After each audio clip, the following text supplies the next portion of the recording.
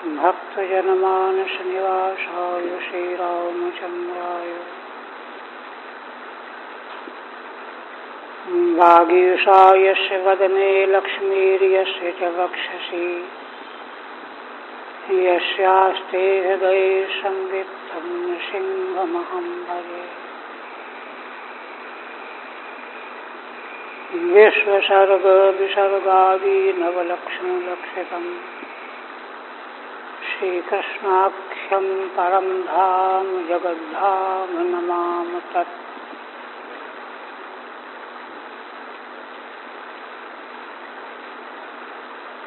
आदरणीय यति वृंद, भक्त वृंद एवं श्रोत्र वृंद,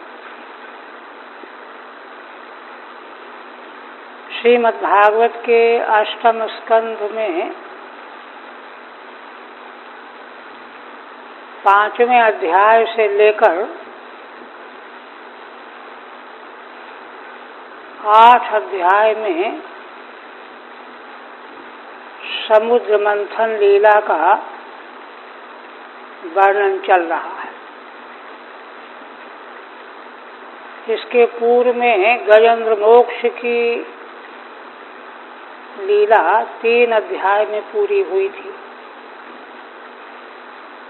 किंतु समुद्र मंथन का प्रकरण 8 अध्याय में पूरा हुआ है। और यह षष्ठ मनवंतर के अंतर्गत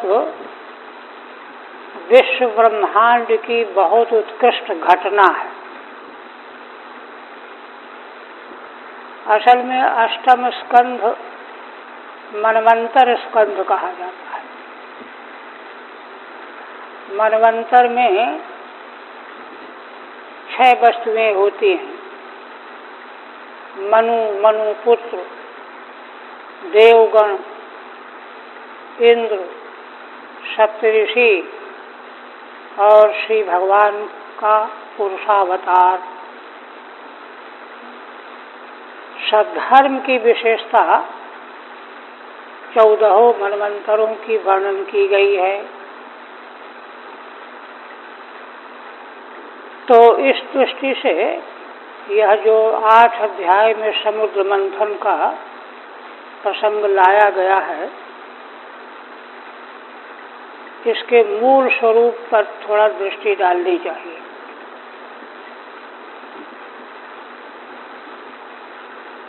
यह संसार भगवान का विहार तंत्र है। तृतीय स्कंध में भगवान के संकल्प से जब देवताओं की उत्पत्ति हो गई, और उत्पत्ति उनकी इसलिए हुई थी कि संसार की रचना की जाए, किंतु वे देवगण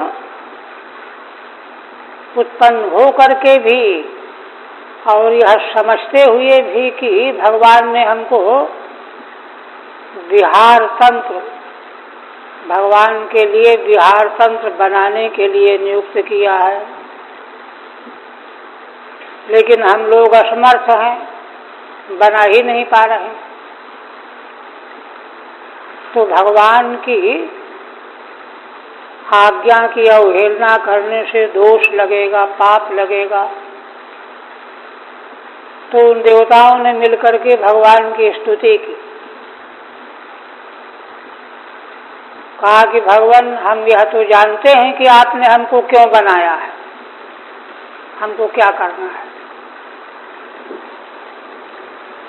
किंतु हम लोग आपकी शक्ति प्राप्त किए बिना कुछ नहीं कर सकते।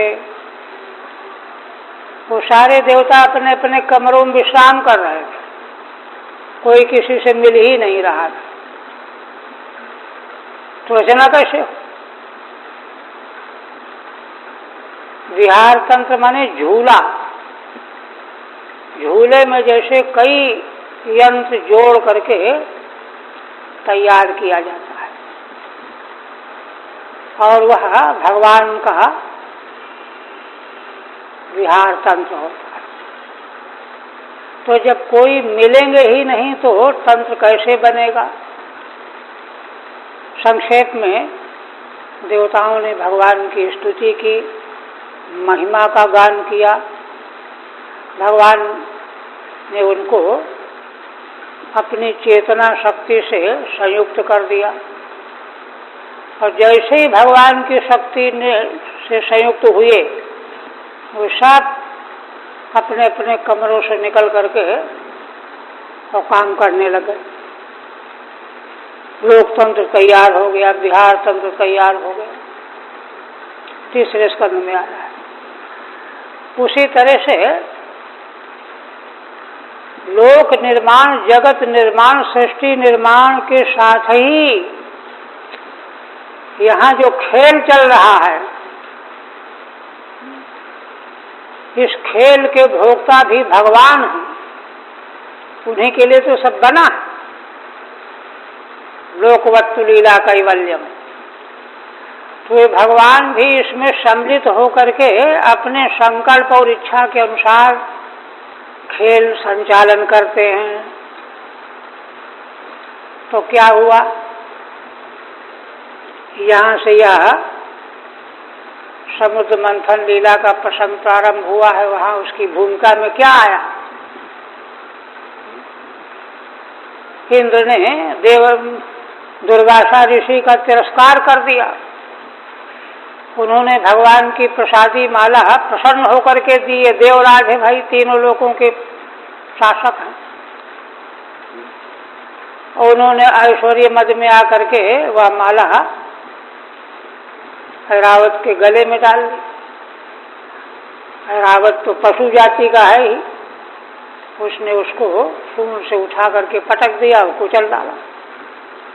तो ये अपराध, उस अपराध के फलस्वरूप देवता निःश्रीक हो गए, साफ हो गया ना।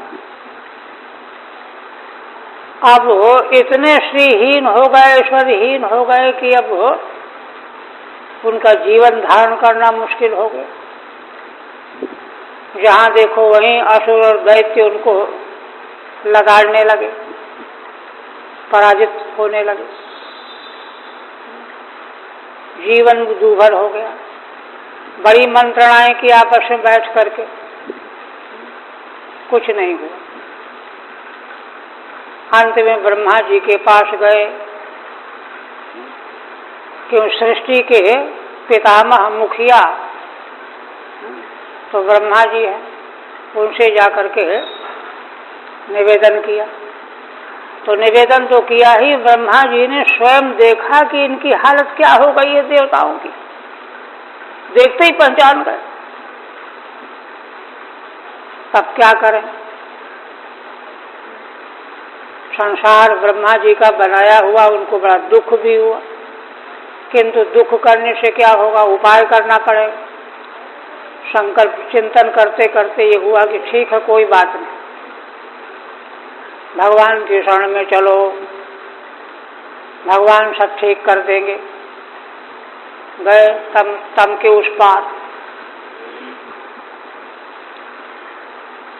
जहाँ वहाँ पहुँच तो गए, लेकिन कुछ भी उनको नहीं दिखाई पड़ा। ब्रह्मा और शिव को भी नहीं दिखाई पड़ा, देवताओं को क्या दिखाई पड़ा?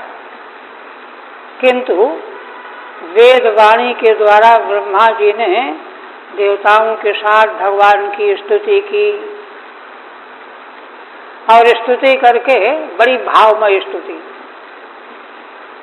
स्तुति करके भगवान से प्रार्थना किया कि भगवान आप अपना मंगलमय स्वरूप विग्रह का दर्शन करा दीजिए। तो भगवान ने अनुग्रह पूर्वक दर्शन दिए, प्रकट हो। भगवान के प्रकट होते ही इतना तेज फैल गया, करोड़ों सूर्य के समान, कि एकमात्र ब्रह्मा और शिव के अलावा देवताओं को कुछ दिखाई ही नहीं पड़ा। भगवत दर्शन तो दूर, उनको दिशाएं, आकाश और अपना शरीर भी नहीं दिखाई पड़ा। नेत्र उनके प्रतिहत हो गए। तब ब्रह्मा जी ने फिर से स्तुति की।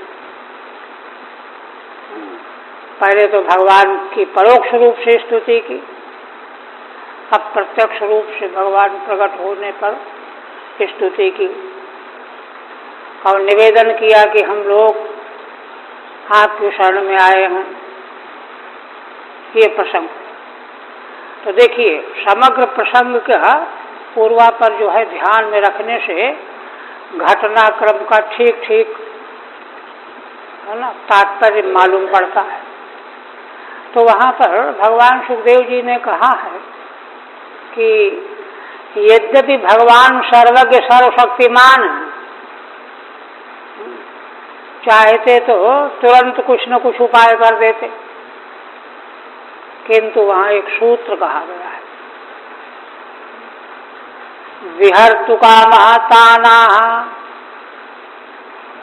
भगवान की का संकल्प इच्छा विहार करने की हुई।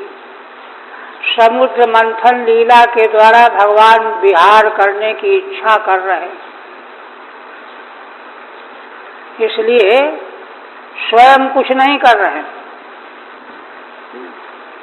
देवताओं को मार्ग बता रहे हैं कि तुम लोग दैत्यों से मिल करके संधि कर लो और इस युक्ति से समुद्र मंथन करके अमृत प्राप्त कर लो।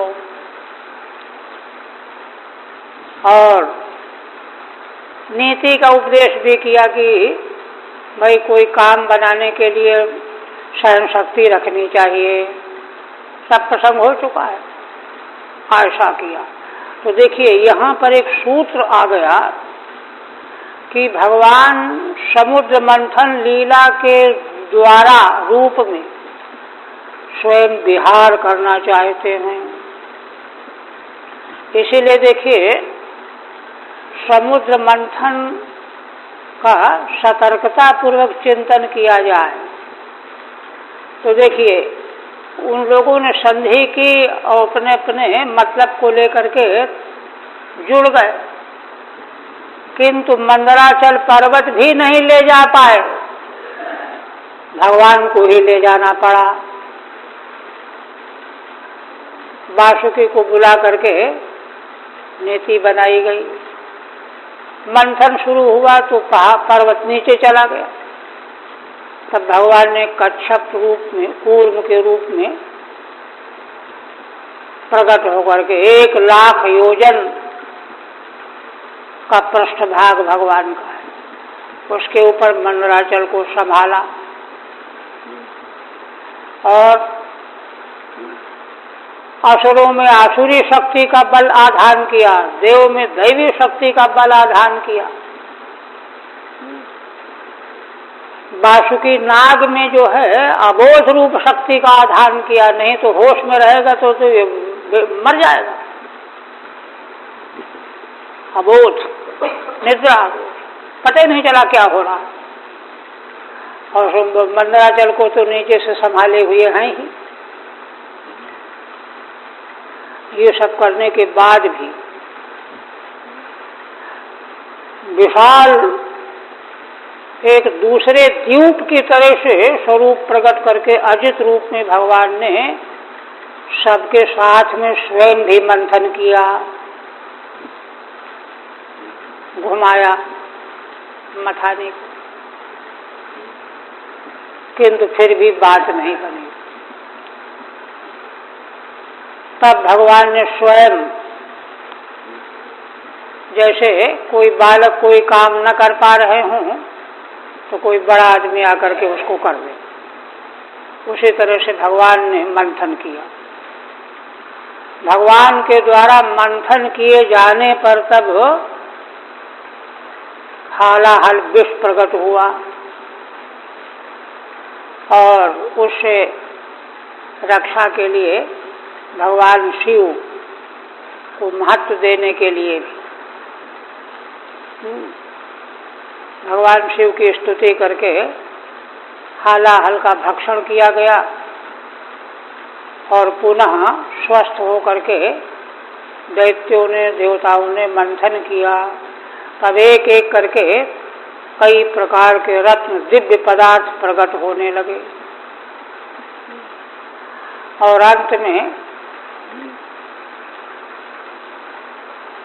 श्री लक्ष्मी जी का प्राकट्य भी हो गया।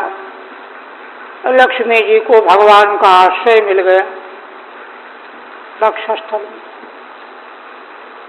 उनके परम कारुणिक दृष्टिपात से देवता लोग यहीं पर देखिए अमृत मिलकर के पिएंगे वो तो अलग बात है।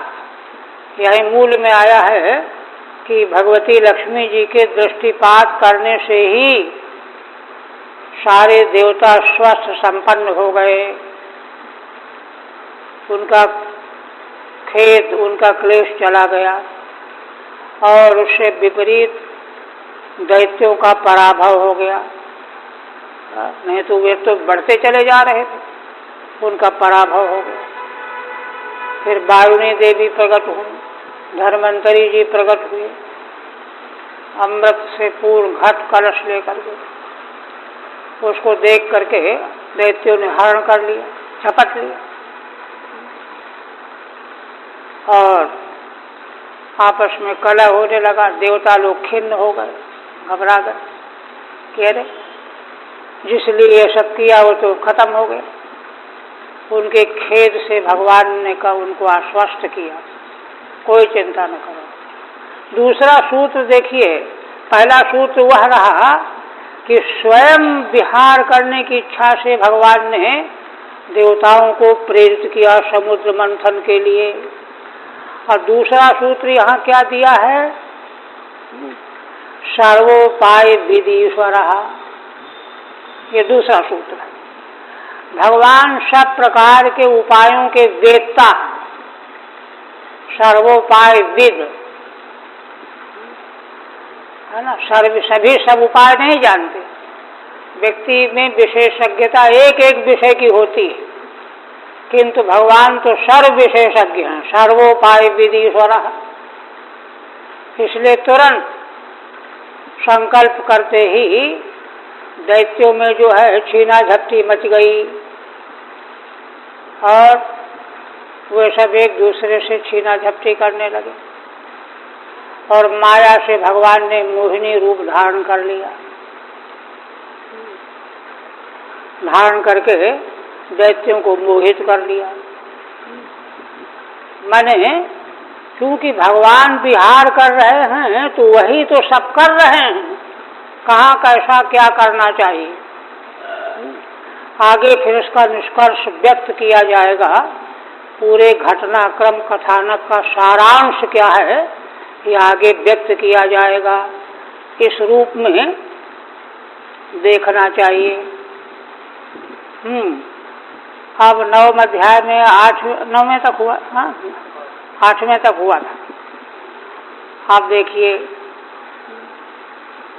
पहले दैत्यों ने मोहित होकर के मोहिनी भगवान से प्रार्थना किया, निवेदन किया कि आप जो हैं बहुत ठीक हैं, अच्छे हैं, हम लोगों एक ही कुल के हैं, एक ही पिता की संतान हैं और थोड़े से प्रयोजन के लिए आपस में झगड़ा कर रहे हैं।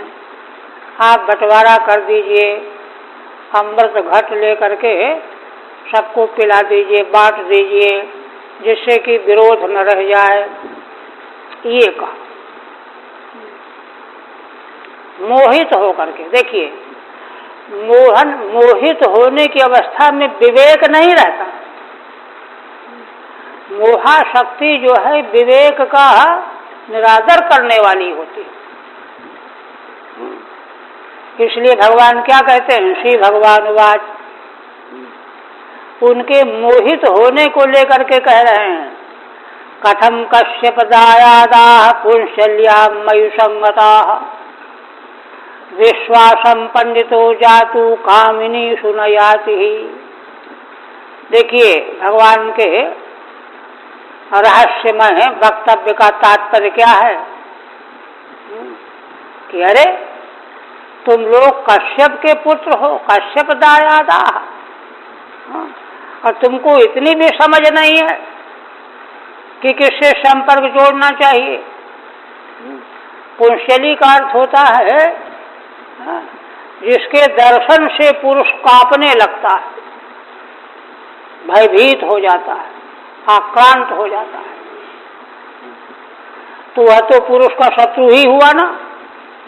तो ऐसे मेरे समीप तुम आए हो, अपने शत्रु के समीप तुम आए हुए हो। मयि संगता विश्वासम पंडितो जातु कामिनी सुनयाति। और देखो, तुम कश्यप के पुत्र होते हुए भी पंडित माने विवेकी, जो काम पशुओं को नचाने वाली कामिनियां हैं, उनके पर विश्वास नहीं करते। विश्वासम पंडितो जातु कामिनी सुनयाति। तुम लोग कैसे जो है यह करने जा रहे हो, मुझ पर भरोसा कर रहे हो। संगता अनुश्रता शालाभ्रकाणाम स्त्रीराम च स्वैरिणीनाम सुरद्विषः साख्यानाहुरनित्यानि नूतनम नूतनम विचिन्वताम। भगवान सर्व उपाय विद है ना, इसलिए कहते हैं कि देखो, तुम अपनी समझ को ठीक करो पहले। क्यों तुम मोहित हो रहे हो? शालाभ्रकाणाम, शालाभ्रकाणाम का मतलब कुत्ते, शगाल, ऐसे ये पशु और स्त्रियां, स्त्रियों का विषय है, सभी स्त्रियां नहीं, स्वैरिणी नाम, स्वैरिणी स्त्रियां। हे देवताओं से द्वेष करने वाले दैत्यों, इनकी मित्रता अनित्य होती है, इसलिए इन पर भरोसा नहीं करना चाहिए। नूतनम नूतनम विचिन्वताम, इनको किसी से कोई प्रीति नहीं होती है, स्वैरिणी स्त्रियों को, है ना। जहाँ धर्म रहता है वहीं प्रीति नित्य होती है, और जब धर्म नहीं रहता तो प्रीति नित्य नहीं होती, अनित्य प्रीति होती। हे सुरद्विषा, इस तरह से जब भगवान ने कहा तो देखिए, भगवान तो उनके विवेक को जागृत कर रहे हैं, लेकिन उल्टा असर हो रहा है, वो और अधिक मुग्ध होते चले जा रहे हैं। वो समझ रहे हैं कि ये परिहास कर रही हैं, वास्तव में इनसे बढ़कर के विश्वास के योग्य कोई है हो ही नहीं सकता, उल्टी खोपड़ी। तो श्री शुकवाचो इतते क्षैलितस्तस्याः आश्वस्त मनसोऽसुरा जासुर्भाव गंभीरम ददुश्चामृत भाजनम। भगवान सुखदेव जी भगवत भाव का तो विवेचन कर ही रहे हैं कि भगवान क्या कर रहे हैं, लीला कर रहे हैं, और उधर उस लीला का फल क्या हो रहा है, परिणाम क्या हो रहा है। वे दैत्य लोग समझते हैं कि ये परिहास में बोल रही हैं।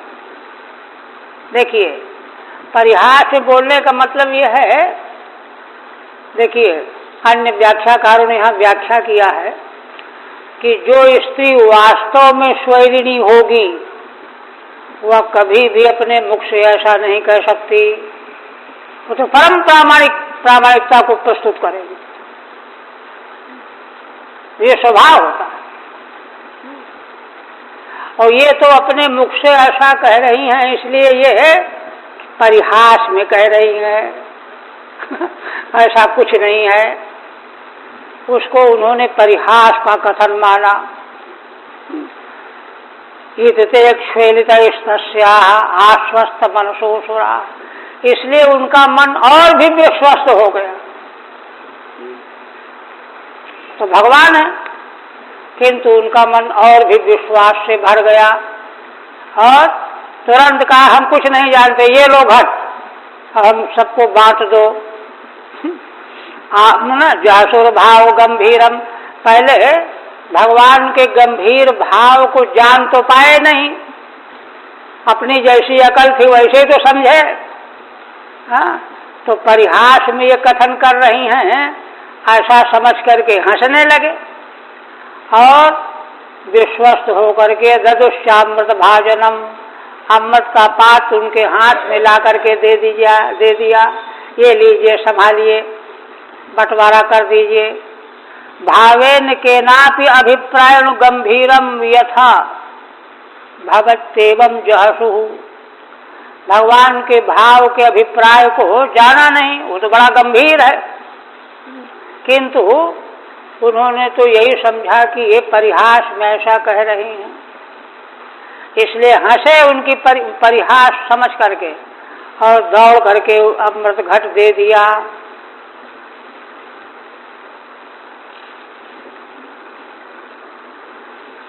अब जब ला करके दे ही दिया तब भगवान ने ले लिया, भगवान का तो वही लक्ष्य था।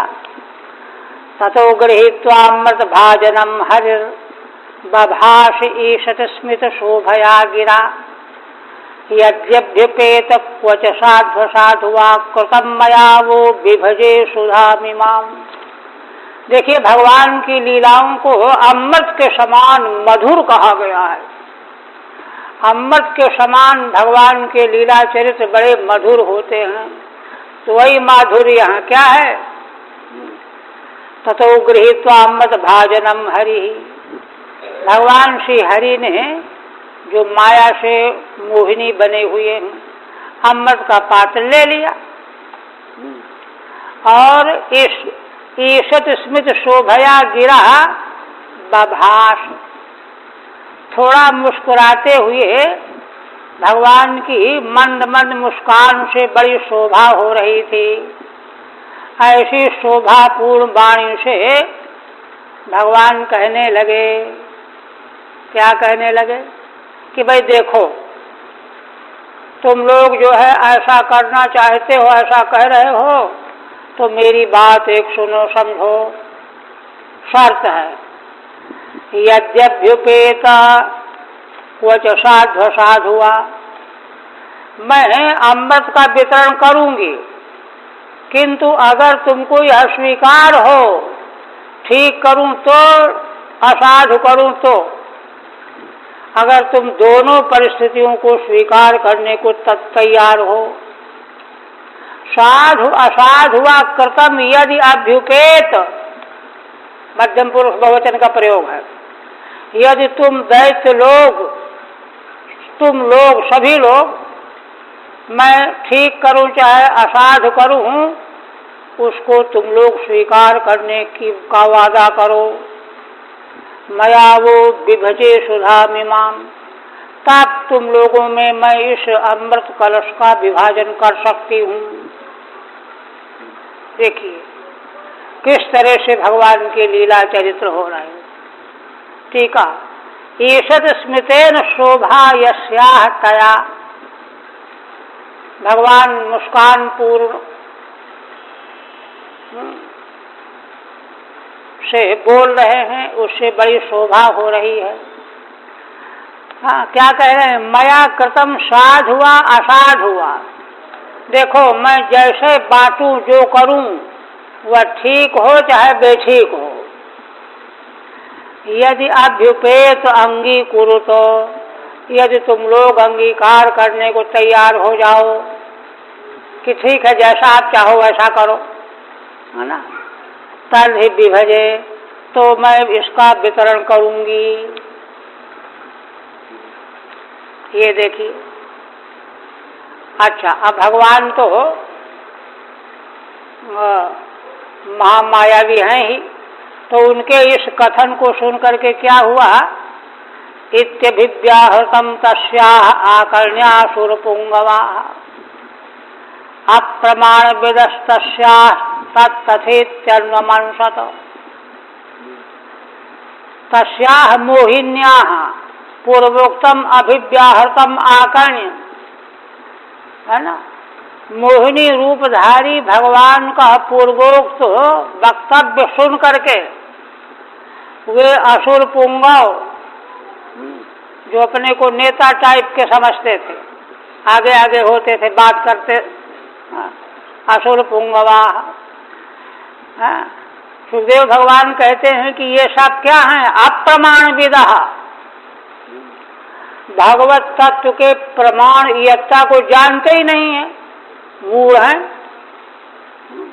भगवान का क्या स्वरूप है, क्या लीला करना चाहते हैं, क्या उनकी दृष्टि में है, क्या लक्ष्य है, इसको क्या जाना ये लोग।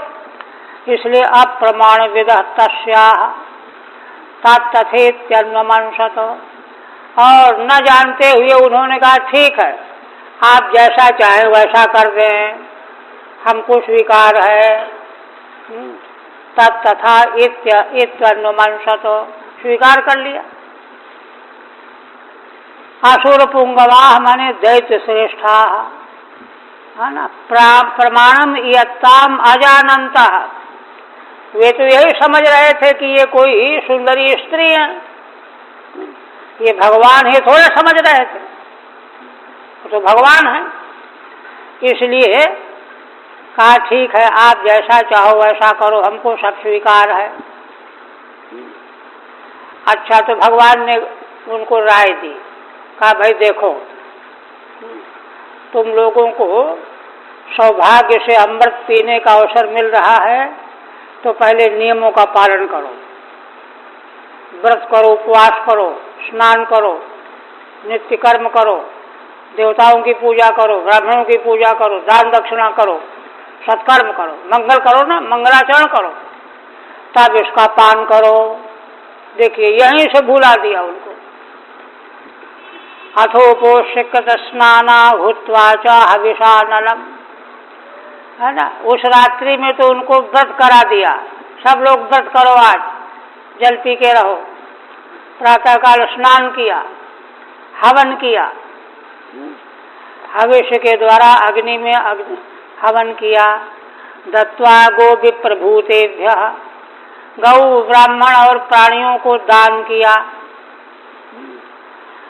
कृतस्वस्त्यै नाद्विजैः, ब्राह्मणों को बुला करके स्वस्ति वाचन पढ़वाया, भद्रम करने भी आदि मंत्र से।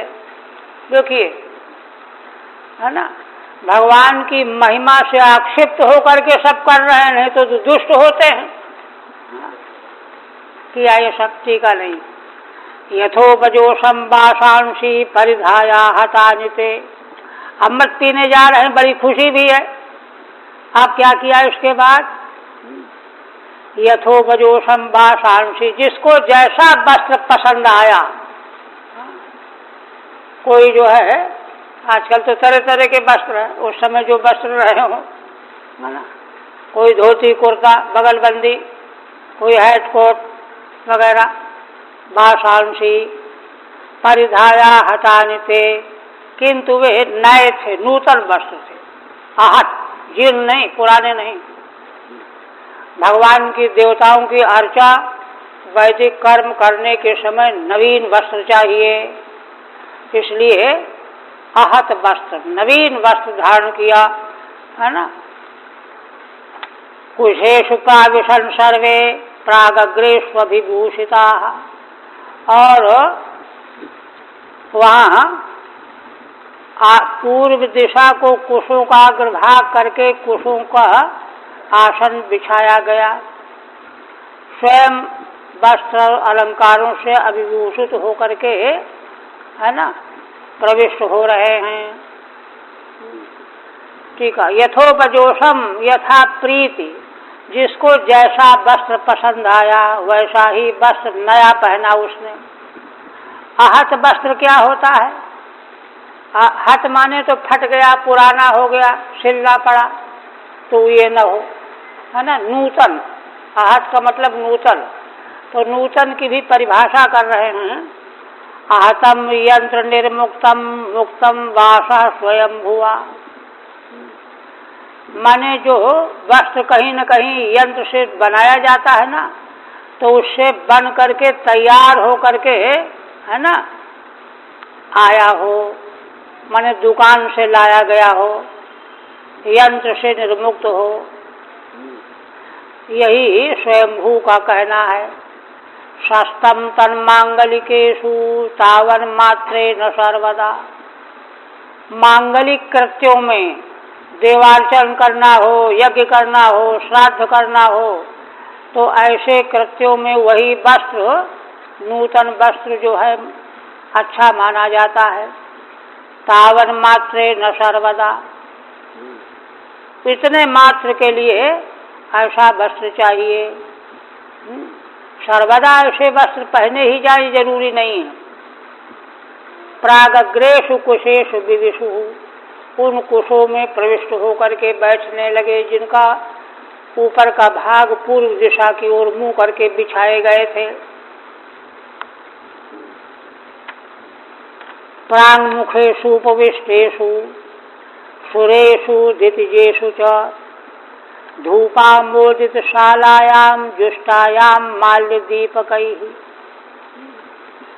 पूरब की ओर मुख करके, माने एक शाला थी, अग्निहोत्रशाला कहो चाहे पाठशाला कहो, लंबी चौड़ी, तो उसी में सब लोग एकत्र हुए। देवता दैत्य सब पूरब की ओर मुख करके बैठे।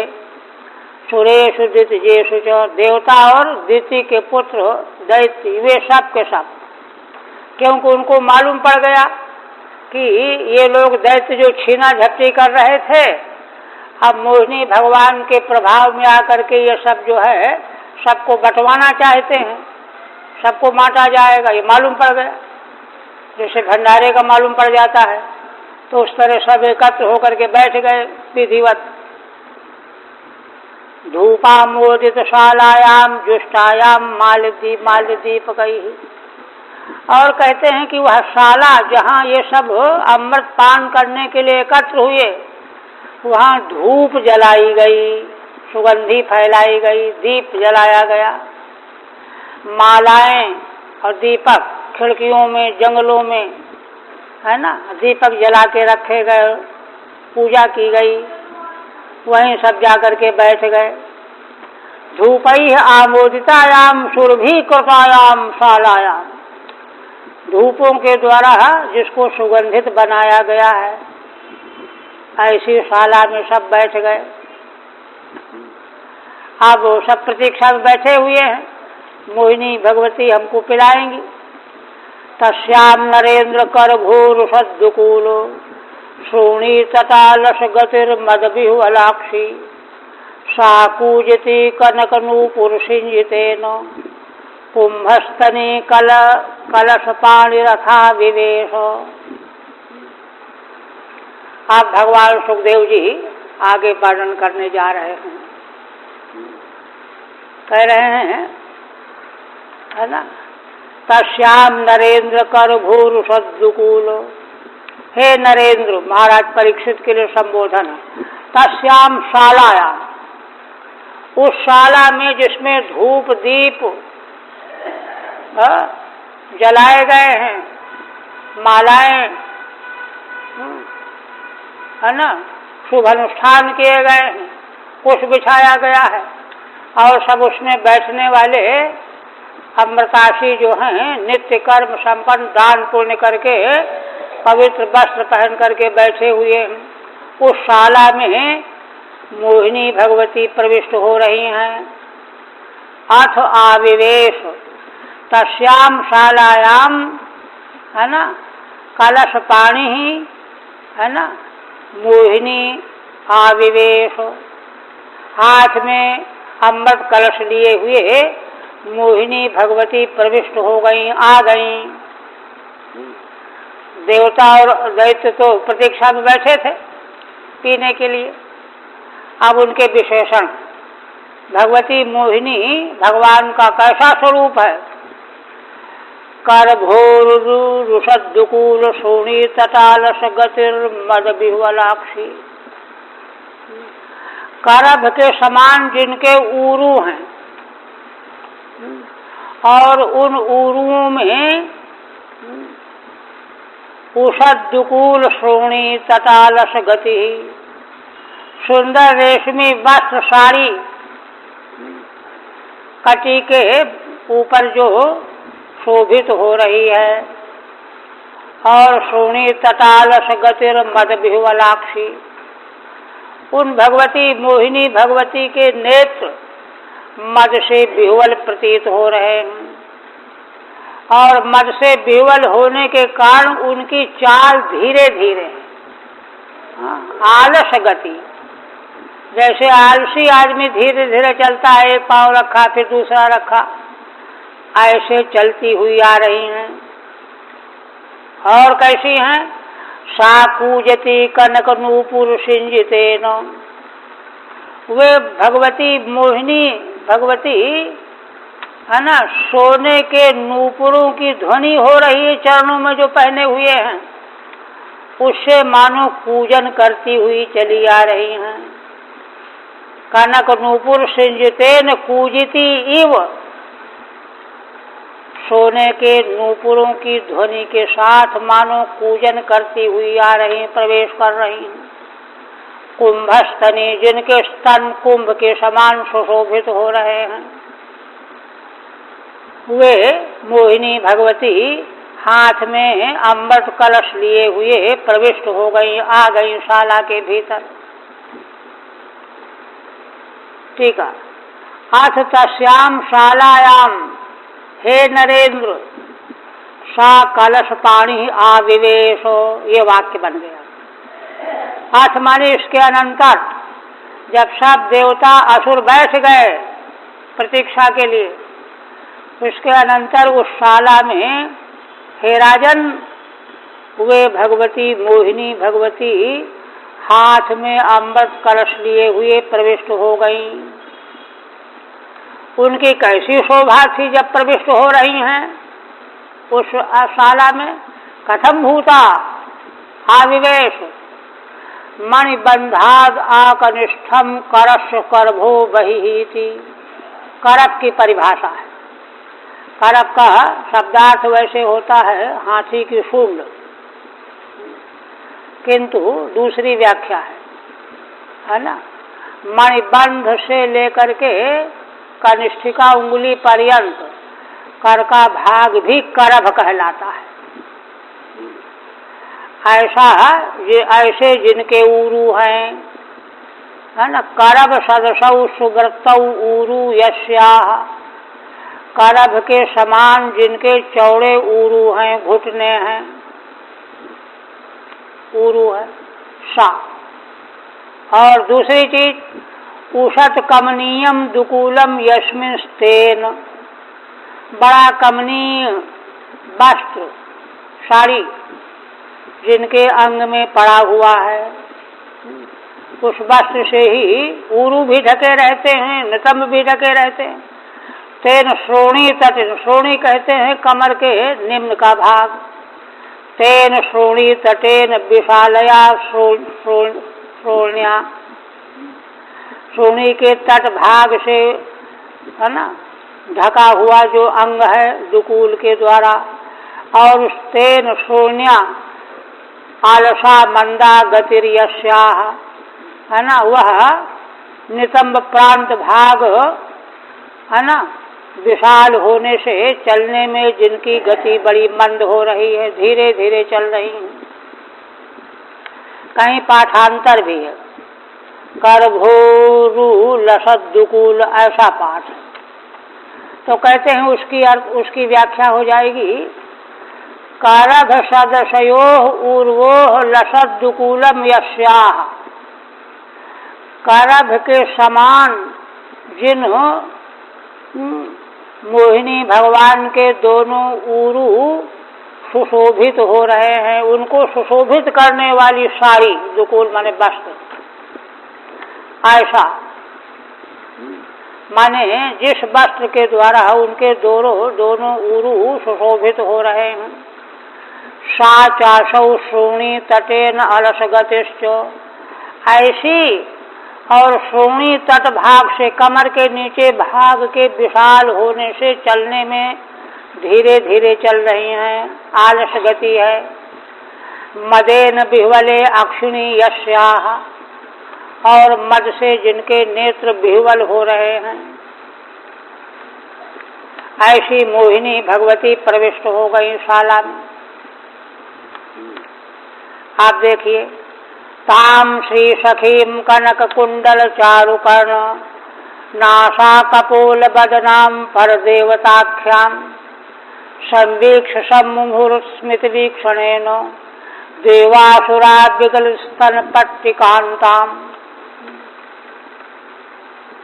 कहते हैं कि भगवान के लीला चरित्र अत्यंत मधुर होते हैं, अमृत के समान। तो कहते हैं कि ताम श्री सखीम कनक कुंडल चारु कर्ण, वे मोहिनी भगवती श्री माने लक्ष्मी जी की मानो सखी हैं, सखी सहेली। अब भगवान जब स्वयं मोहिनी बने हुए हैं तो लक्ष्मी की सखी जैसी तो हैं ही। कनक कुंडल चारु कर्ण, कैसी हैं? सोने के कुंडल और सुंदर कर्ण, कान, नासा नाक, कपोल और मुखार बिंद। ये कान, नासा, कपोल और मुखार बिंद बहुत ही सुंदर हैं, जिनके स्वर्ण के कुंडलों से और भी शोभा बढ़ रही है। पर देवताख्याम, श्री लक्ष्मी जी की सखी होने से ही पर देवता है ये। पराचासौ देवता पर देवता, पर देवता आख्या यस्या ताम पर देवताख्याम। पर देवता, परात पर देवता, मूल अधिष्ठात्री शक्ति, ऐसी भगवती मोहिनी को देख करके संवीक्ष सम्मुहुर स्मित वीक्षणेन, उनका दर्शन करके, और एक बात और, एक तो उनके स्वरूप का, उनके चाल ढाल का दर्शन हुआ, और वे मधुर मुस्कान पूर्ण दृष्टि से देख रही हैं। हाँ, किनको अमृत बांटना है, जिनको बांटना उनको देख रही हैं, और जब देख रही हैं तो मधुर मुस्कान से युक्त नेत्रों के द्वारा देख रही हैं। ऐसी भगवती जो है मोहिनी को देख दर्शन करके देवता असुर सब के सब मोहित हो गए। पहले तो असुर ही मोहित हुए थे, अब देवता भी मोहित हो गए। अब मोहिनी भगवान में तो आगे प्रसंग आएगा, शिव जी मोहित हो जाएंगे, देवताओं की क्या बात। विगलित स्तन पट्टिकांताम, और उस समय आलस्यपूर्ण ढंग से चलते चलते उनके वक्षस्थल में स्तन पर पड़ा हुआ जो वस्त्र का भाग है वह खिसक रहा है। इस रूप में देख करके वे सब के सब अत्यंत परम मोहित हो गए। ताम श्रिया सखीम संवीक्ष, टीका, उन भगवती मोहिनी देवी को दर्शन करके जो श्री लक्ष्मी जी की सखी ही हैं, संवीक्ष देवासुरा सम्मुहु, देवता असुर सब के सब मोहित हो गए। क्यों मोहित हो गए? कैसा सौंदर्य है।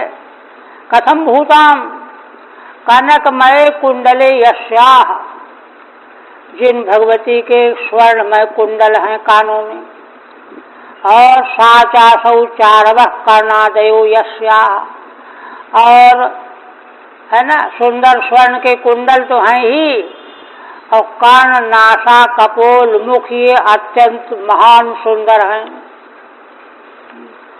ऐसी भगवती का दर्शन करके विगलिता स्वस्था स्तन पट्टिकाया अंतो यस्याः, चलते चलते आलस्य की गति में स्तन की पट्टिका का एक भाग खिसक जा रहा था।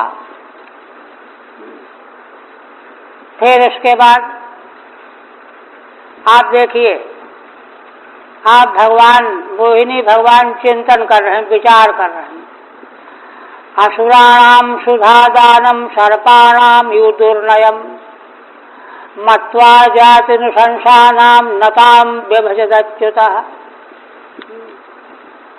माने सर्वप्रथम भगवान ने पहले अपने इस मंगलमय स्वरूप सौंदर्य के द्वारा सबको हतप्रभ कर दिया, मोहित कर दिया।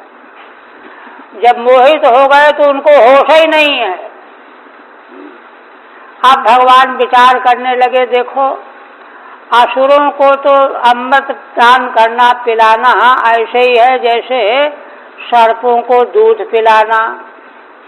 सर्पाणाम दुग्ध पानमेव असुराणाम सुधा दानम दुर्नयम।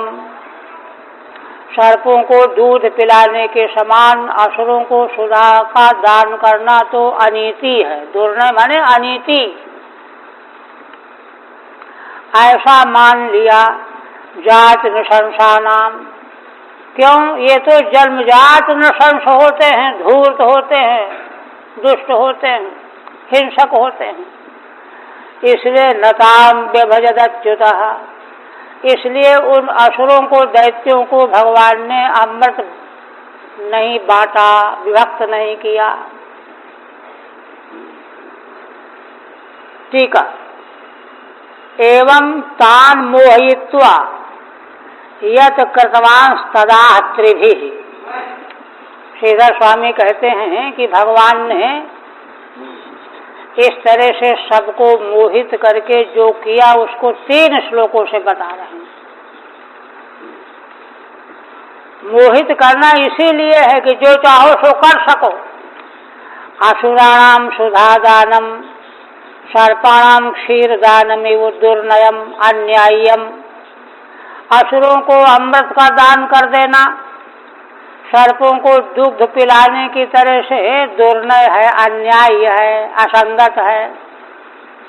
यह मान करके ताम सुधाम तेभ्यो न व्यभजत, वह अमृत भगवान ने उनको नहीं वितरित किया, नहीं बांटा, तय कर लिया।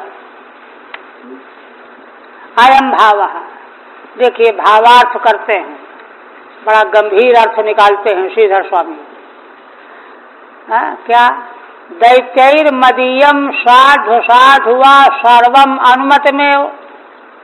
देखो दैत्यों ने, मैंने पहले कह दिया था जब वो घट दे रहे थे कि देखो अगर तुम लोग ये तय कर लो कि मैं साध वसाध जो कुछ जैसे भी वितरण करूं उसको तुम नन्नच नहीं करोगे, है ना, स्वीकार कर लोगे तो मैं बांट सकती हूँ। तो इसलिए उन्होंने स्वीकार कर लिया कि ठीक है जो चाहो सो करो। तो दैत्यैर मदीयम साध वसाध हुआ सर्वम अनुमत में, सब अनुमत है ही दैत्यों को। अतो मद भक्तान देवानेव सुधाम पाययुष्यामि। तब ऐसी स्थिति में मेरे जो भक्त हैं देवगण, उन्हीं को मैं अमृत पान कराऊंगा, ये उचित है।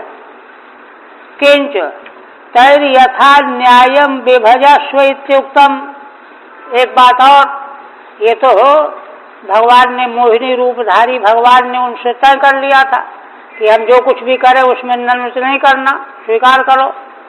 और दूसरी बात, एक बात और, तैर यथा न्यायम विभजस्व इत्युक्तम। उन दैत्यों ने पहले ही दौड़ करके कहा था कि हम लोग कश्यप के पुत्र हैं, सगे भाई हैं, हम लोगों का विवाद हो गया है अमृत कलश के संबंध में, इसलिए तुम इसका फैसला कर दो, न्यायपूर्वक इसका वितरण कर दो। ये भी तो कह दिया था उन्होंने पहले ही, भगवान को ये भी मिल गया। न चैतेभ्यो, है ना, जात्यैव क्रूरेभ्यो दानम न्याय्यम। जब यथा न्याय इन्होंने बांटने के लिए स्वयं ही कह दिया है दैत्यों ने, तो अब न्याय तो मुझे करना है। इनको, इन दैत्यों को जाति से ही ये क्रूर हैं, जन्मजात क्रूरता है इनमें, इनको अमृत का दान उचित नहीं है। ये खुद कहते हैं कि जैसा उचित समझो वैसा करो।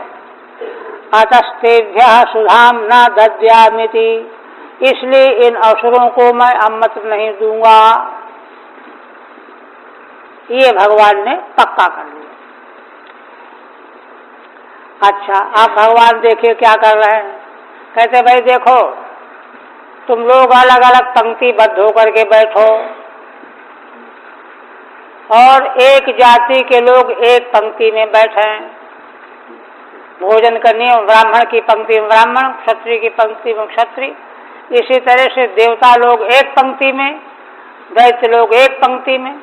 कल्पयित्वा पृथक पंक्ति उभयषाम जगतपति, दोनों की, देवता और दैत्य दोनों की पंक्ति अलग अलग। कहा भाई अलग अलग पंक्ति है, इस लाइन में दैत्य बैठे हैं, इस लाइन में देवता बैठे हैं। भंडारों में जैसे घोषणा कर दी जाती है, ऐसे जो है कर दिया। ताशोपवेशयामास स्वेषु शेषु च पंक्तिषु।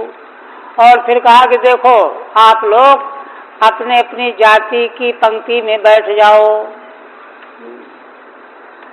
पंक्ति पृथक विविक्ता कल्पयित्वा विधाय, पंक्ति पृथक अलग अलग है ना, आप अभिमुखी कृत्य, माने इधर देवता बैठे हैं, उधर दैत्य बैठे हैं, ये उनको देख रहे हैं, उनको देख रहे हैं, इस तरह से अभिमुख होकर के बैठा ले भगवान ने।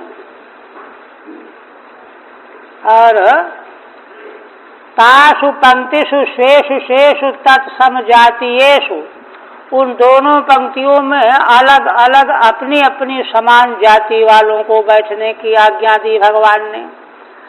तांश्चासुरानपि प्रकारणार्थम एव उपवेशयामास। आप देखिए श्रीधर स्वामी कहते हैं कि भगवान ने ऐसा क्यों किया, तो कहते हैं कि ऐसा भगवान ने किया दैत्यों को प्रताड़ना करने के लिए। प्रताड़ना, क्योंकि अगर एक साथ सब बैठेंगे तो छांटना मुश्किल पड़ेगा। अब बांटते चले जाए तो दैत्य भी पी जाएंगे। इसलिए ठीक ठीक जो है विभाजन करने का मौका तब मिलेगा जब पंक्ति ही अलग बैठा ली जाए, तब प्रताड़ना बन पावेगी।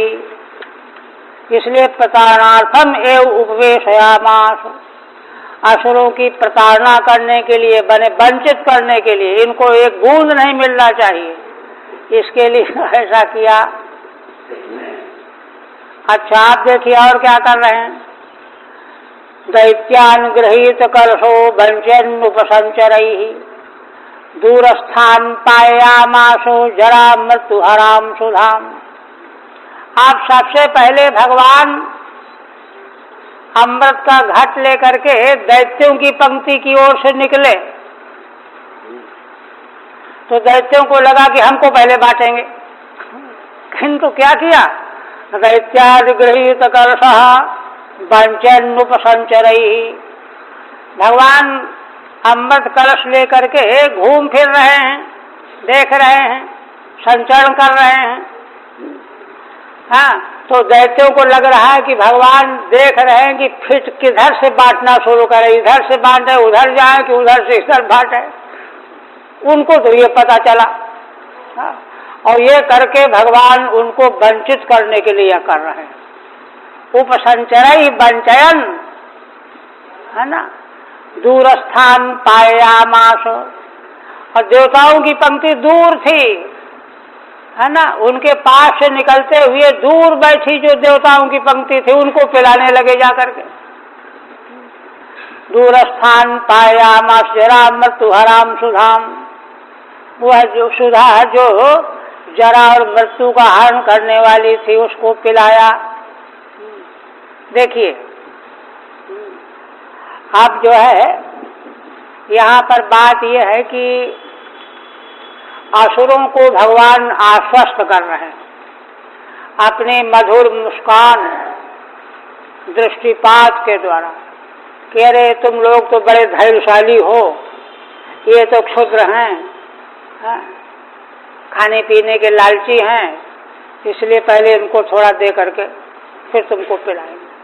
यह प्रकट करते हुए दूर पंक्ति में देवताओं को पिलाने लगे जा करके। ठीक है, उपसंचरैहि बहुमान प्रिय वाक्यादिना, माने भगवान इधर घूमना संचरण करना और उनकी ओर देख करके उनका बड़ा मान सम्मान प्रकट करना, प्रियवाक्य बोलना, आप लोग स्वस्थ हो ना, ठीक हो ना, ऐसे कह देना। तान अतिक्रम्य, और फिर उनका अतिक्रमण करके अतिक्रम्य अतिक्रम्य गमनैः दूरस्थानति देवान, गमन के द्वारा दूर बैठी हुई देवताओं की पंक्ति को भगवान पिलाने लगे। अच्छा, अब उधर से लगे बांटने। अब दैत्यों को धीरे धीरे मालूम पड़ने लगा कि अरे ये तो सारा घट जो है चुक जाएगा, देवताओं की पंक्ति को पिलाते पिलाते हमको बचेगा ही नहीं। अब लगे घबराने वो। तब क्या कहते हैं, टीका हो गई ना सुना, ते पालयन्तः समयम् असुराश्वकृतं नृपो तूष्णीमासन कृत स्नेहा स्त्री विवाद जुगुप्सया। कहते हैं कि दैत्य लोग देख रहे हैं कि भगवान जो हैं वो तो मोहिनी समझ रहे हैं, वो क्या जाने कि भगवान है कौन है, किंतु जो उन्होंने प्रतिज्ञा कर रखी थी उसका पालन कर रहे थे असुर लोग।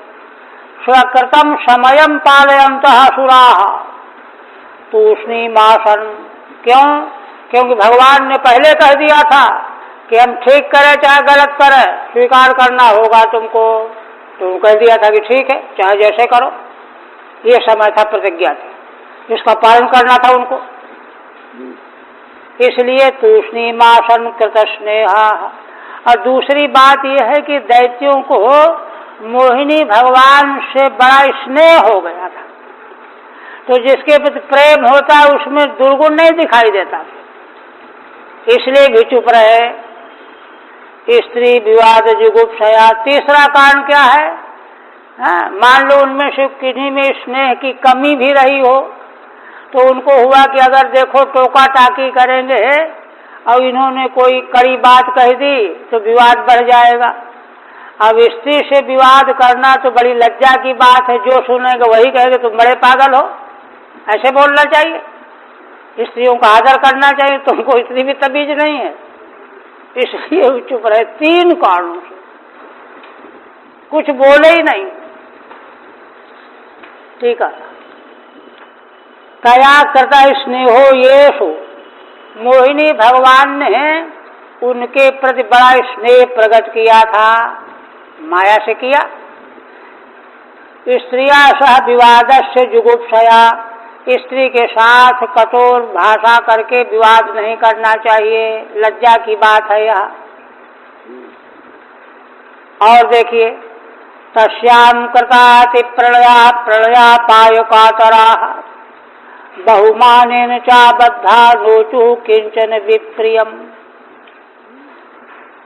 मोहिनी भगवान के प्रति उनको बड़ा गहरा प्रणय हो गया था दैत्यों को, और वो सोचने लगे कि अगर कोई बात कहेंगे तो कहीं जो है ये हमसे नाराज न हो जाएं, प्रणय अपाय न हो जाए, इनका प्रेम कम न हो जाए। प्रणयापाय कातराः। प्रणय माने प्रेम के अपाय हो जाने के डर से बड़े कातर हो रहे थे। दीन हो, कातर माने दीन, कोई शिष्टाचार धर्म के मारे नहीं, मोहित होने के कारण। बहुमानेन चा बद्धाः। और दूसरी बात यह है कि भगवान ने, मोहिनी भगवान ने उनके प्रति बड़ा मान सम्मान दिखा करके उनको बांध लिया था कि भाई इन्होंने इतना मान सम्मान हमारे साथ प्रकट किया है तो हमारा कर्तव्य ये नहीं होता कि हम झगड़ा करें।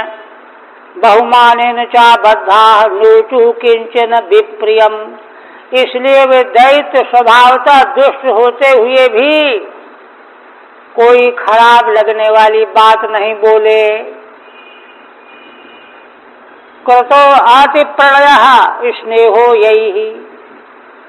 मोहिनी भगवान के प्रति दैत्यों ने बड़ा प्रेम बढ़ा रखा था। प्रणया पाएन कातरा भीता। वह प्रेम जो हमने इनके किया है, इन्होंने हमारे प्रति प्रकट किया है, कहीं वह खत्म न हो जाए, नष्ट न हो जाए, इसलिए बड़े दीन थे, भयभीत थे, कातर थे। एते तावत कृपणाः पूर्वम किंचित पिबंतु। और भगवान ने एक आशय प्रकट किया था अपने व्यवहार से। क्या है? ये प्रकट किया था कि देखो ये देवता तो बड़े दरिद्र हैं, दीन हैं, कृपण हैं, इनको पी लेने दो थोड़ा थोड़ा। पिबंतु यूयम तु धीरा, तुम दैत्य तो बड़े धैर्यशाली हो, वीर हो, बहादुर हो। क्षणम प्रतीक्षध्वम, थोड़ी देर ठहरो। इत्यादि बहुमानेन आबद्धा नियंत्रिता। इस तरह से भगवान ने बड़ा मान सम्मान दिखा करके उनको बांध दिया था, नियंत्रित कर दिया था। जबान नहीं खुल रही थी। समय पालनादि भी सद भिरेत, 6 कारण बन गए। समय पालन, प्रतिज्ञा पालन आदि इन 6 हेतुओं से जो गिना दिए गए। कारणैः अप्रियम किंचिदपि नोचुः, कुछ भी अप्रिय बात दैत्यों ने नहीं कही। कोई शिष्ट थोड़े हो गए थे कि नहीं बोल रहे थे। किंतु तूष्णीमासन, बल्कि एकदम चुपचाप सब कुछ देखते सहन करते रहे। उन्हीं दैत्यों के बीच में एक राहु था। उसने गणित लगाया कि अगर इस तरह से ये बांटते रहेंगे तो हमारी पंक्ति आने तक तो रह ही नहीं जाएगा, सब खत्म हो जाएगा अमृत। तो उसने चालबाजी की, देवताओं की पंक्ति में सूर्य चंद्रमा के बीच में छिप करके बैठ गया। लहजे में बच जाएगा तो हमको ही मिल जाएगा। वही कह रहा है ना। देवलिंग प्रतिच्छन्न स्वर भानुर्देव संसदी, प्रविष्टा सोममपिबत चंद्रार्काभ्याम च सूचिता। देवताओं का चिन्ह बना लिया, छल कपट करके छिपा लिया अपने को। स्वर भानु वही राहु देवताओं की मंडली में जाकर के प्रविष्ट हो गया। और अब भगवान बांट रहे थे, उसको भी मिल गया। प्रविष्टा सोमम अपिबत चंद्रार्काभ्याम च सूचिता। और वह बैठा था बीच में, सूर्य चंद्रमा के बीच में। सूर्य चंद्रमा ने बता दिया कि अरे ये तो राहु है। देव पंक्तौ चंद्रार्कयोर मध्य प्रविष्टा, देवताओं की पंक्ति में जहाँ सूर्य चंद्रमा पंक्ति में बैठे हुए थे उनके मध्य में प्रविष्ट हो गया था। सोमम अमृतम अपिबत, भगवान तो सर्वज्ञ है, सब जानते हैं, उनका सब कुछ लीला है। भगवान ने जब बताया सूर्य चंद्रमा ने तो क्या किया? चक्रेण सूक्षुर्धारेणो जहार पिबत शिरः, हरिस्तस्य कबंधस्तु सुधया प्लावितो पतत। है ना, क्षूरे की धार वाले सुदर्शन चक्र के द्वारा भगवान ने उसका सिर उड़ा दिया, काट दिया। हरिस्तस्य कबंधस्तु, और उसका धड़ अलग हो गया। सुधया प्लावितो पतत, है ना। तो अमृत पी गया था, गले के नीचे नहीं जा पाया था, गले में ही रह गया था। तो ऊपर वाला भाग तो अमर बन गया, नीचे वाला जो है वैसे ही बना रहा। अप्लावितो पतत, वहाँ अमृत अभी नहीं पहुँच पाया था। हरिस्त से शिरो जहार, अप्लावितो माने असंस्पर्शः, गले के नीचे धड़ में भी अगर अमृत का संस्पर्श हो जाता तो वह भी अमर हो जाता। शिरस्तमर्ताम नीतम अजो गृहमची कृपत, यस्तु पर्वणि चंद्रार्कौ अभिधावति वैरधी। कहते हैं कि ब्रह्मा जी ने उस शिर तो अमर बन गया, उसको ग्रह बना दिया।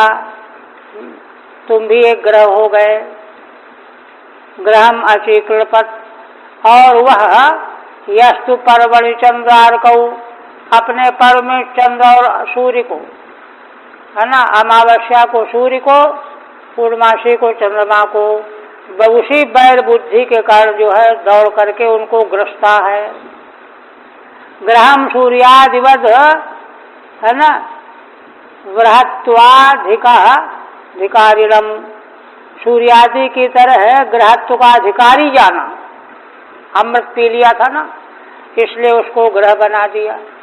और वह पूर्व वैरभाव का स्मरण करके अमावस्या पूर्णिमा को, है ना, सूर्य और चंद्रमा को क्लेश देता है। एवं सुरासुरगणा समदेश काल हेत्वर्थ कर्म मतयोपि फले विकल्पा तत्रामृतम सुरगणा फलमंजसापु। अच्छा 27 रह गया ना। पीत प्रायमृते देवैर भगवान लोक भावना, ये है। अच्छा, अब सारी देवताओं की पंक्ति तो पी ही चुकी और दैत्यों के लिए कुछ नहीं रहा। आप कहते हैं उपसंहार कर रहे हैं, पीत प्रायमृते देवैहि भगवान लोक भावना। जब देवताओं ने सभी ने अमृत का पान कर लिया, तब क्या किया भगवान ने? सारे लोकों का पालन करने वाले भगवान ने क्या किया? पश्यताम असुरेंद्राणाम, असुर जाति के जो महान मुखिया थे, नेता, उनके देखते देखते ही स्वरूपम जगृहे हरि, भगवान ने अपना वास्तविक रूप प्रकट कर दिया। अब तो उनकी आंखें खुल गई कि अरे ये तो धोखा हो गया हमको। और भगवान ने इसलिए प्रकट कर दिया कि होश में आ जाओ, देख लो। ठीक है, कहाँ है? अच्छा टीका है नहीं।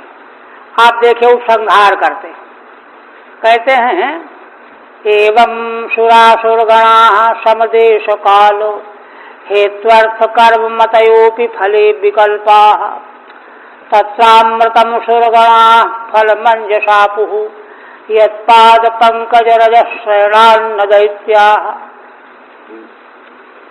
कहते हैं कि देखो,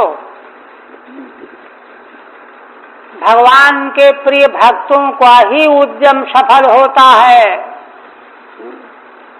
भगवत द्वेषियों का उद्यम चाहे कितने उद्यम कर लें, उसका कोई फल नहीं होता, परिणाम निकलता। इसलिए एवं सुरासुरगणा समदेश काल, भगवान सुखदेव जी अपनी ओर से समीक्षा प्रस्तुत कर रहे हैं कि राजन देखो, इस तरह से सुर देवता और असुर दैत्यगण समुदाय सारा का सारा समदेश काल हेत्वर्थ कर्म मतयोपि फले विकल्पा, है ना, एक ही देश में, एक ही काल में, एक ही हेतु को लेकर के, एक ही साधन सामग्री को लेकर के कर्म किया। हाँ, उनकी बुद्धि भी उसी कर्म में लगी हुई थी। सबके मन में यह था कि अमृत निकलेगा तो पिएंगे। हाँ, सुर और असुर दोनों गण जो है यह करने वाले थे, ये दिखाया। किंतु फले विकल्पा, फल में विकल्प हो, फले विकल्पा, फल सबको नहीं मिला, फल केवल देवताओं को मिला।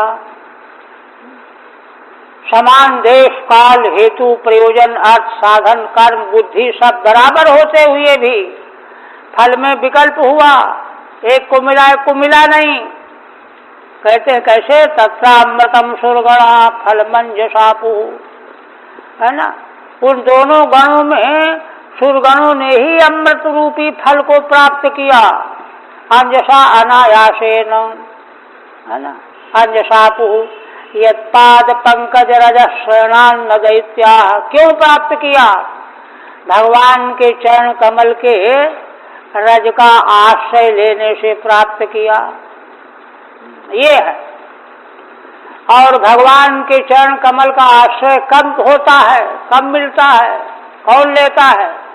जो धर्म के मार्ग पर चलने वाला है। धर्म के मार्ग पर चले बिना भगवत चरण कमलों का आश्रय प्राप्त नहीं होता। ठीक है, एतद एव उपपादयति, इसी का उत्पादन कर रहे हैं। यदिति अशुः प्राण, है ना। अच्छा, ये तो आगे का है। 28वां क्या? नहीं 28वां हुआ कि 28? अच्छा ऊपर से है। हरिभक्ता नाम एव उद्यम, ठीक है, यही है ना। भगवान के भक्तों का ही उद्यम सफल होता है। उद्यम फलति नान्येषाम, औरों का नहीं। इत्येवं आख्यान तात्पर्यमाह, इस समुद्र मंथन के आख्यान का तात्पर्य बताया जा रहा है। आगे तात्पर्य और भी आएगा। एवमिति समादेशादयो येषाम, है ना, देवता और असुर दोनों के समान देश थे। हेतु मंदराद्रि, मंदराचल पर्वत दोनों मंथन कर रहे थे। अर्थ माने समुद्र क्षेत्रम विरुधादि, सभी ने मिलकर के समुद्र में सामग्री फेंकी थी। विविध कल्प फलम केशांचित जातम केशांचित नेति, किंतु फल विविध प्रकार का हुआ। किसी को फल मिला, किसी को न मिला। वैचित्र्यम ये शांते, ऐसे ऐसे फल में वैचित्र हो गया। फल वैषम्यवंतो बभूर इत्यर्थः, माने देश काल प्रयत्न बुद्धि अकल परिश्रम सब कुछ बराबर होने पर भी फल में विकल्प हो गया। क्यों हो गया? तदेवा, उसी को तत्र हेतु यश पाद पंकज रज श्रेणात् देवा अमृतम फलमापुः, जिन भगवान के चरण कमल के रज का आश्रय लेने से देवता अमृत के भागी हुए। साएव सेव्यत्यर्थः, इसलिए वे ही भगवान सेव्य हैं। यत् तदो नित्य संबंधात, यत् और तद शब्दों का नित्य संबंध है। क्योंकि ऐसा हुआ इसलिए ऐसा होना चाहिए। इसी का आगे उत्पादन किया गया अंतिम श्लोक। क्या? यद युज्यते अशुभशु कर्म मनोवचोभिर्देहात्मजादिषु तदसत् पृथक्त्वात् तैरेव सद्भवति यत् कृते पृथक्त्वात् सर्वस्य तद्भवति मूल निषेचनम यत्। भगवान सुखदेव जी आख्यान का रहस्यात्मक तात्पर्य बताते हैं। कहते हैं देखो, यदि युज्यते, अशु माने प्राण, वसु माने धन, कर्म माने चेष्टाएं कायिक वाचिक मानसिक, मन और वाणी, है ना, इन सबों के द्वारा, पांच के द्वारा ये जो कुछ भी किया जाता है, किनके प्रति किया जाता है? देहात्मजादिषु नृभिः, देह के लिए, आत्मज पुत्र के लिए, परिवार के लिए, सगे संबंधियों के लिए, मनुष्यों के द्वारा इन पांच प्रकार का इन प्रयोजनों के लिए जो जो कुछ भी किया जाता है, प्राणों की बाजी लगा करके, धन खर्च करके, क्रियाकलाप के द्वारा, मन वाणी के द्वारा का क्रिया करना है, इसका लक्ष्य क्या है? देह स्वस्थ हो, पुत्र ठीक हो, पत्नी ठीक हो, घर ठीक हो, ये तो किया जा रहा है। कहते हैं तदसत् पृथक्त्वात्, वह सब का सब असत ही होता है। क्यों? क्योंकि ऐसा होने से क्या होता है कि तत्वतः तो सब कुछ भगवान ही है, किंतु उन भगवान को दृष्टि में न रखने से भगवान से अलग देह को, पुत्र को, मकान दुकान को, इनको अलग जाना,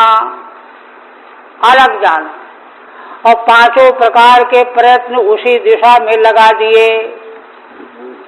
इसलिए उसका परिणाम निश्चित रूप से असत ही होगा। ये है बहुत हृदयंगम करने वाली बात, अकाट्य सिद्धांत है शास्त्र का।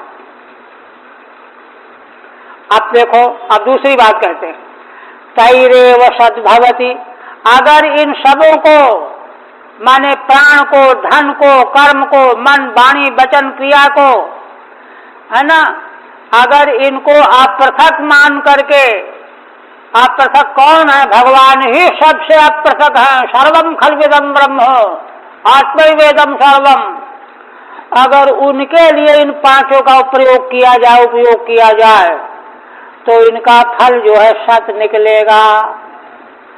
तैरेव सत भवति यत् कृते अपृथक्त्वात्, क्योंकि भगवान तो सबसे अपृथक है। भगवान से पृथक तो एक बाल के बराबर भी कोई वस्तु संसार में है ही नहीं। इसलिए भगवान को लक्ष्य करके ये सारे कर्म किए जाए, पांचों का उपयोग किया जाए, तो उसके भीतर ही, भगवान के भीतर ही तो शरीर भी है, पुत्र भी है, परिवार भी है, सब आ गए। इसलिए वे कभी भी वंचित नहीं रहेंगे। लेकिन केवल उन्हीं को लेकर के जब किया जाएगा तो सब असत होके रह जाएगा। ये है दृष्टि। अब देखिए ये दृष्टि, ये निष्कर्ष जो है वेदांत सम्मत निष्कर्ष है। तैरेव सद्भवति यत् क्रियते पृथक्त्वात् सर्वस्य तद्भवति मूल निषेचनम यत्, जैसे किसी वृक्ष के मूल में पानी डाला जाए तो उसकी शाखा, पत्ती, फूल, फल सब सिंच जाएंगे। और अगर मूल में पानी न डाल करके पत्ती में पानी डाला जाए, फूल फल में डाला जाए, कुछ नहीं होगा। उसी तरह से केवल शरीर, पुत्र, परिवार को जो है दृष्टि में रखना, इसका परिणाम जो है असत ही होगा। इसलिए भगवान में दृष्टि रहनी चाहिए। ये जो है इस आख्यान का, कथानक का तात्पर्य बताया। मूल निषेचनम यत्, ठीक है, टाइम तो हो गया है। एतदेव उपपादयति यदिति अशुभ प्राण वसुधनम प्राणादिभिर्देहात्मजादिषु, इन सभी साधनों के द्वारा देह के लिए, पुत्रादिकों के लिए, निर्भीयद्युज्यते प्रयुज्यते, मनुष्यों के द्वारा जो इनका प्रयोग किया जाता है, देहाद्यर्थम यत् क्रियते इत्यर्थः, मन देह पुत्र आदिकों के लिए जो जो कुछ भी किया जाता है, तद असद्यर्थम भवति, वो सब व्यर्थ होकर रह जाता है। होता है क्यों? पृथक्त्वाद भेदाश्रयत्वाद, क्योंकि उसको भगवान से पृथक समझा तुमने, भेद माना। और श्रुति कहती है यो ही उदर मंतरम कुरते तस्य भयम भवति, जो बाल के बराबर भी परम तत्व में भेद देखता है वह भय से आक्रांत होता है, भयभीत होना पड़ता है उसको। इसलिए अपृथक्त्वम है ना, अतदृष्टान्तः, कहाँ रह गया? अच्छा, हाँ, तद भेदा से तो शास्त्रा निषेचनवत, शाखा निषेचन, जैसे शाखा में पानी डालो तो उससे पेड़ थोड़ा हरा भरा होगा, सूख जाएगा, कितना पानी डालते रहो सूख ही जाएगा। तैरेव प्राणादि भी ईश्वर उद्देश्य यत् क्रियते, किंतु उन्हीं सब प्राण आदि पांचों के द्वारा भगवान को उद्देश्य करके जब क्रिया की जाएगी तत्व सत महाफलम भवति, वह सत होके रहेगी, महान फल देने वाली होगी। अपृथक्त्वाद ईश्वर से सर्वत्रानुगतत्वात्, क्योंकि भगवान से सब कुछ अपृथक है। क्यों? क्योंकि भगवान तो सभी में अनुगत हैं, व्याप्त हैं। दृष्टांत दे रहे हैं, अर्थ दृष्टांत। यत् तरोर मूल निषेचनम तद यथा सर्वस्य स्कंधा शाखादेर विभवती थी, किसी वृक्ष के जड़ में पानी डालना तो उसकी शाखा स्कंद सबको सींचने वाला होता है। यद्वा ल्यगलोपे पंचम्यौ, अथवा कहते हैं ल्यगलोप में पंचमी की गई है, पृथक्त्वात् है ना। अर्थ क्या हुआ? पृथक्त्वम पर्यालोच्य, है ना, पृथक अलग देख करके, भेद दृष्टया देहादि उद्देश्य नियत क्रियते, देहादि को अलग उद्देश्य बना करके जो किया जाएगा वह सब असत होके रहेगा। और अपृथक्त्वम पर्यालोच्य ईश्वर दृष्टया, और ईश्वर दृष्टि से तो कुछ भी पृथक नहीं है, सब अपृथक ही है। तो तैरेव तेष्वेव च यत् क्रियते, तो दृष्टि ये हो तो उनके द्वारा जो है उनके प्रति भी किया जाएगा, माने देह और पुत्र आदि भी भगवत कल्प मान करके करना है तो उससे जो है परिणाम अच्छा होगा। तत्सद भवती शेषम समानम। हरि ओम तत्सत्। श्रीमद्भागवते महापुराणे अष्टम स्कंधे अमृत मथने नवमोध्याय। ओम भगवदर्पणमस्तु।